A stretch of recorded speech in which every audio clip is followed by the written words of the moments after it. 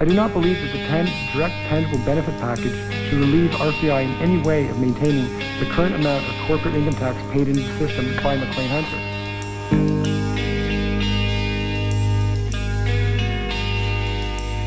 Mr. Mahar, please give our best to Mr. Whitehead when you see him again. Thank you very much. Thank and you. Again, congratulations, and keep doing it. Keep coming back. It's exactly the kind of intervention we need. Thank you. This is too much fun to stop. Okay, thank you. Bye. In September 1994, Keith Mahar left a corporate career in the Canadian broadcasting industry on a mission to change the world. A year later, he won a precedent-setting legal decision against a multi-billion-dollar corporation. A week before the legal victory, a Toronto publication illustrated him in a Superman costume and described him as hero of the 90s. A month after he testified to the Canadian Broadcasting Authority in 1996, Keith handed out thousands of dollars to homeless people in Toronto before marching naked through the perfume department of a major Toronto store. Keith was born in 1962, 6 months after his grandfather, Percival, died in a psychiatric institution. Keith's father developed bipolar disorder while the children were still very young. He was not diagnosed with a mental illness for 2 decades. Before Keith finished his secondary education, his father had experienced poverty and had been homeless for a short period of time. Keith experienced significant success in his education and employment endeavours. At 31, he was hired to a high-paying managerial position by a leading Canadian broadcasting company. By September 1994, Keith lost his faith in the integrity of the Broadcasting Authority and decided to change the system. Keith resigned from his job to publicly oppose a $3.1 billion media merger. In early 1995, a Labour union, 2 MPs and a seniors group supported Keith's appeal to Cabinet against the merger. When Cabinet rejected his appeal, Keith retained legal counsel. His lawyers confirmed there was evidence of illegal activity by the agency to improperly enrich shareholders of selected corporations. At the end of March 1995, 2 shadow ministers and a backbencher joined Keith and his lawyers at a Parliament Hill press conference and called on the federal government to initiate an investigation, but the government did not act. Keith sued his own cable TV company for a monthly rate refund of $2.52, the cost of the corruption to him personally. A smear campaign was commenced against him by those benefiting from the agency's corruption. Keith's mental state was publicly maligned in the press. Anonymous industry sources labelled him a nut, crank, fanatic and fruitcake. The tactic of using the stigma of mental illness to shield the case of corruption worked. There was no public outcry for an investigation into the government agency. Keith's corporate opponent hired one of the country's leading lawyers to head its defence team. The company won a precedent-setting decision on jurisdiction, protecting the legal right of the Broadcasting Authority to rule on the case. Accordingly, Keith's case was dismissed without a ruling on its merits. Later the same month, Keith won a precedent-setting decision on costs against the corporation. The judge refused to order him to pay any of the company's legal costs, ruling that the case was in the public interest and raised a genuine issue of law of significance to the public at large. In 1996, Keith and his legal counsel spent weeks preparing for a legal challenge against the regulator and selected corporations in federal court.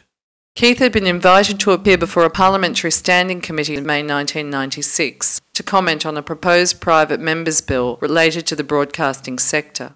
He was planning to use the opportunity to address the ongoing corruption. He never testified. Days before his scheduled appearance, Keith suffered a life-threatening episode of depression. Everything changed.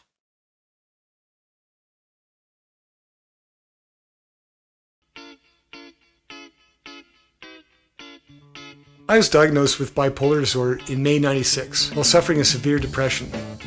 At that time, I was experiencing extreme and intense suicidal thoughts.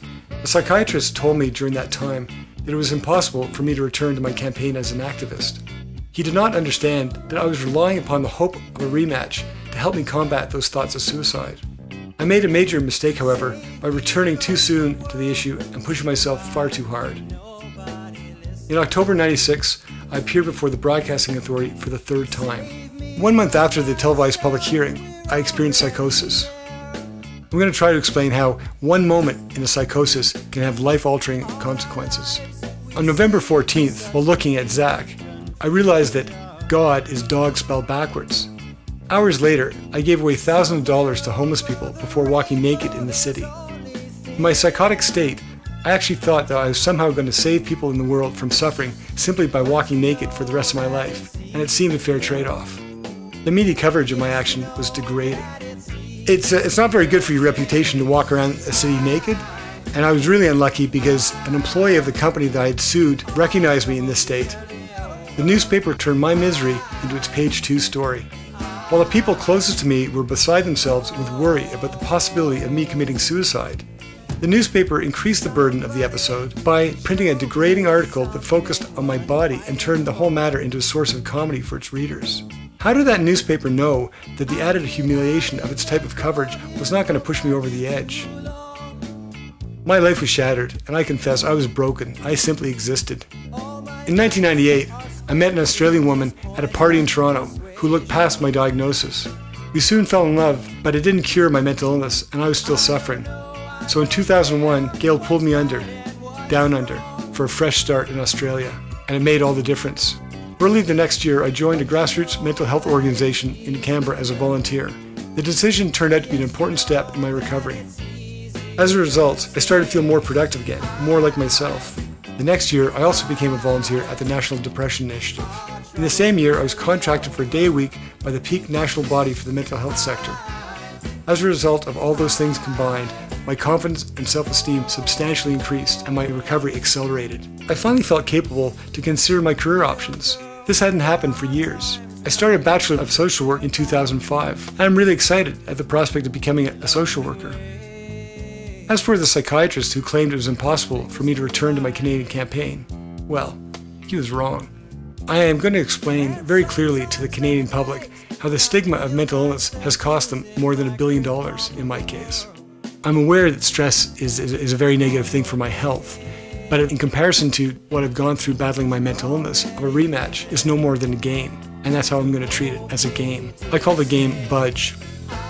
Anyone online can watch how I play the game this time, as I've gone digital. It is the 21st century. My recovery took the better part of a decade, and it wasn't easy, but it was well worth the effort. It taught me patience, and it required me to gain insight in my mental illness and its treatments. Learning to better manage stress and to identify early warning signs of illness was also essential. Above all, I had to forgive myself for not being perfect. Who is?